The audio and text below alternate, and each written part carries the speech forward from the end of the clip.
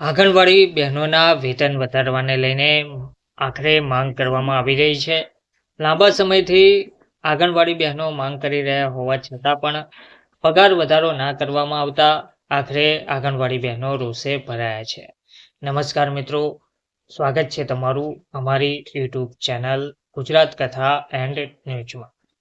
મિત્રો, સાબરકાંઠા કલેક્ટરને આવેદન આપવામાં આવ્યું. ઓનલાઈન કામનું ભારણ ઓછું કરવા માંગ કરવામાં આવી. આંગણવાડી કર્મચારીઓનું વેતન વધારવા પણ માંગ કરવામાં આવી રહી છે. રાજ્યના બજેટમાં આંગણવાડી કર્મચારીઓનું વેતન વધારવાની માંગ તેમજ આંગણવાડી કાર્યકરોનું વેતન વધારવા, નવા મોબાઈલ અને ઓનલાઈન કામનું ભારણ ઓછું કરવાની માંગ સાથે મહિલા અને બાળ વિકાસ મંત્રીને સંબોધીને જિલ્લા કલેક્ટરને આંગણવાડી કાર્યકર્તાઓએ ગુરુવારે આવેદનપત્ર આપ્યું હતું. આવેદનપત્રમાં જણાવવામાં આવ્યું હતું કે આંગણવાડીઓમાં અનેક મહિલા કર્મચારીઓ, વર્કર અને હેલ્પરને કામના પ્રમાણમાં વળતર આપવામાં આવતું નથી. એટલું જ નહીં, પણ તાજેતરમાં જ સરકાર દ્વારા કામગીરીમાં સતત વધારો કરાઈ રહ્યો છે તથા પોષણ tracker application, reporting, data entry, photo upload કરવાની જવાબદારી આંગણવાડી કાર્યકરોને સોંપાઈ છે. જેના લીધે એપ આધારિત કામગીરીને કારણે મુખ્ય 6 સેવાઓ અને બાળકોના શિક્ષણ પર ગંભીર અસર પડી રહી છે. જેને ધ્યાનમાં લઈને રાજ્યનું બજેટ જાહેર થાય તેમાં આંગણવાડી વર્કર અને હેલ્પરના વેતનમાં હાઈકોર્ટના હુકમ મુજબ વધારો કરવો જોઈએ. નિયમિત આંગણવાડી કર્મચારીઓને પેન્શન સહિતના વિવિધ લાભ આપવા જોઈએ. આ અંગે ગુજરાત આંગણવાડી કર્મચારી સંગઠનના અગ્રણીઓ સાથે બેઠક યોજી પ્રશ્નોનું નિરાકરણ લાવવા માટે આવેદનપત્રમાં અપીલ કરાઈ છે.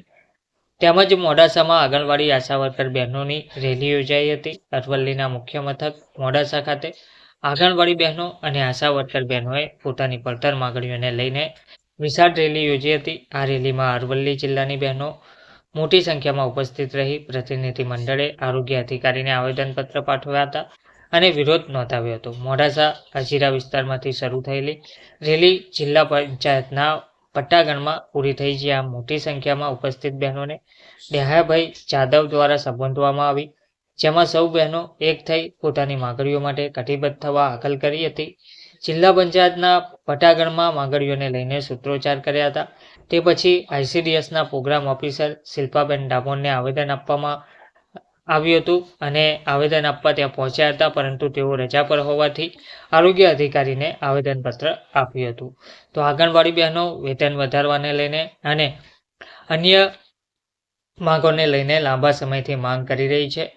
તેમ છતાં કોઈ નિરાકરણ ના આવતા આખરે આંગણવાડી બહેનો રોષે ભરાયા છે. આંગણવાડી બહેનોની એક જ માંગ છે કે બજેટ પહેલાં ગુજરાત રાજ્ય સરકાર બજેટ રજૂ કરે તે પહેલાં અથવા તો બજેટમાં તેમના માનદ વેતનમાં વધારો કરવામાં આવે, તેમનું કામનું ભારણ ઓછું કરવામાં આવે, નવા મોબાઈલ ફોન આપવામાં આવે અને અન્ય કેટલીય પડતર માંગો છે તેને લઈને માંગ કરી રહ્યા છે. ધન્યવાદ.